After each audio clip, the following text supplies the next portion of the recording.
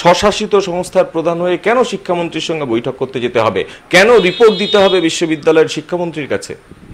প্রথমত মাননীয় আচার্য কলকাতায় ছিলেন না, শুনেছি গতকাল এসছেন। মাননীয় আচার্যের সঙ্গে আমি অফিসে ফোন করেছিলাম, শুনে ফোন করে জানলাম উনি নেই, সেই জন্য তাকে রিপোর্ট দেওয়া যায়নি।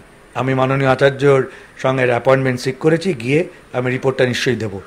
এবং এর মধ্যে যখন ঘটনাটা ঘটছে তখন মাননীয় শিক্ষামন্ত্রী আমাকে ফোন করে ওনার সঙ্গে দেখা করতে বলেন এবং একটা রিপোর্ট দিতে বলেন। মাননীয় উচ্চশিক্ষামন্ত্রী বলছেন সেখানে কি না দিয়ে পাই, তার মানেই এই না যে বিশ্ববিদ্যালয়ের স্বাধিকারের কোনো হস্তক্ষেপে আমি কখনো সেটা টলারেট করব। স্বাধিকার নিশ্চয়ই থাকা উচিত এবং সেই স্বাধিকার রক্ষার জন্য আমি অনেক চেষ্টা করেছি, আগামী দিনও চেষ্টা করব। এবং কিন্তু যেটা হচ্ছে যে মাননীয় আচার্য থাকলে আমি মাননীয় আচার্যের কাছে আগে যেতাম। কিন্তু আপনি বাইরে বেরিয়ে বলছেন যে শিক্ষামন্ত্রী বলেছেন তিনি উদ্বিগ্ন। শিক্ষামন্ত্রী উদ্বিগ্ন কিনা এটা উপাচার্য বলবেন কেন? না, সেটা কথায় কথায় বলে, যখন তারা প্রশ্ন করেছে শিক্ষামন্ত্রী কি বলেছেন সেটা বলেছি। আমি তো নিজের থেকে ওইভাবে বলতে চাইনি। আমার রিপোর্টাররা যখন জিজ্ঞেস করেছেন শিক্ষামন্ত্রী কি বলেছেন, তখন আমি বলেছি উনিও আমার কাছে ঘটনা শুনে উনি উদ্বিগ্ন প্রকাশ করেছেন। আরেকটা বিষয় আপনি বলছিলেন যে যারা যুক্ত ঘটনায় তাদের কথা আপনি জানেন, তাদের নাম জানেন, তাহলে জানলে বলছেন না কেন? ধরুন প্রেসিডেন্সি বিশ্ববিদ্যালয়ে যখন হাঙ্গামা হয়েছিল বা হামলা হয়েছিল, সেখানকার উপাচার্যের তো বলতে বাধা হয়নি বা সমস্যা হয়নি যে যারা হামলা করিয়েছিল তাদের হাতে তৃণমূলের পতাকা ছিল।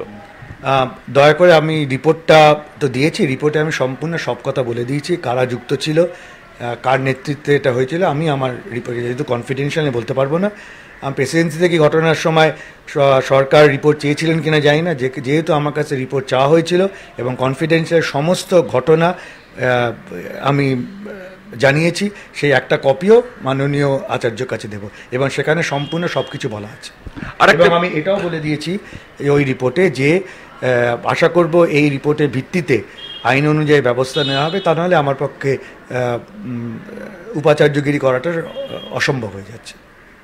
কি এটা রিপোর্টে বলেছেন? রিপোর্টে বলেছি যে মানে এই ঘটনাগুলো, এই যে আমি যে ঘটনাটা বলেছি সেই ঘটনাটা পুঙ্খানুপুঙ্খ বর্ণনা করেছি এবং এটা বলেছি যে সেখানে সবারই আছে, কারা ডেমনস্ট্রেট করেছিল, কী করেছিল, সবই বলেছি।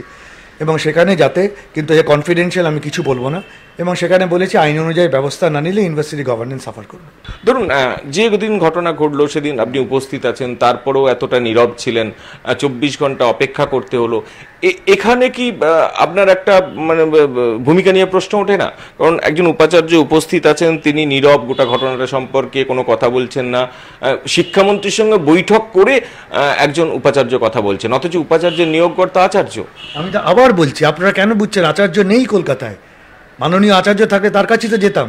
এটা সম্পূর্ণভাবে এটা মিসরিপ্রেজেন্টেড করা হচ্ছে। এটা তো আপনারা কখনো বলছেন না মিডিয়া যে আমি আচার্যকে, মাননীয় আচার্যকে কন্ট্যাক্ট করার চেষ্টা করেছিলাম, উনি স্টেশনে নেই।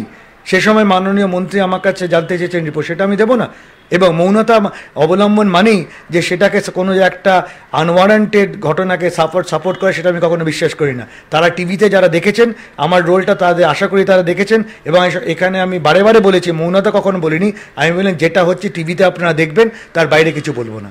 তার মানে এই না যেটা খুব দুর্ভাগ্যজনক ঘটনা, তারা বলছেন যে আমি মৌনতার মাধ্যমে এটাকে সাপোর্ট করেছি, কখনো করিনি। তাহলে আমি বলতাম না। ছবিতে দেখা গেছিল যে আমার শিক্ষক আক্রান্ত, তাকে আমি বাঁচাবার চেষ্টা করছি, সেখানে আমি পড়ে গিয়েছি।